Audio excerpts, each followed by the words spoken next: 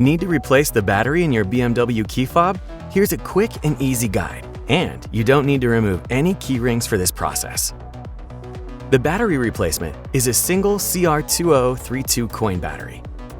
These can be found at any general store or your favorite online retailer.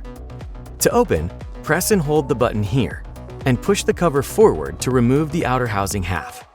The vehicle can be locked and unlocked manually using the integrated key if needed. Using your fingers or a small flathead screwdriver, gently pull out the tab to remove the battery holder.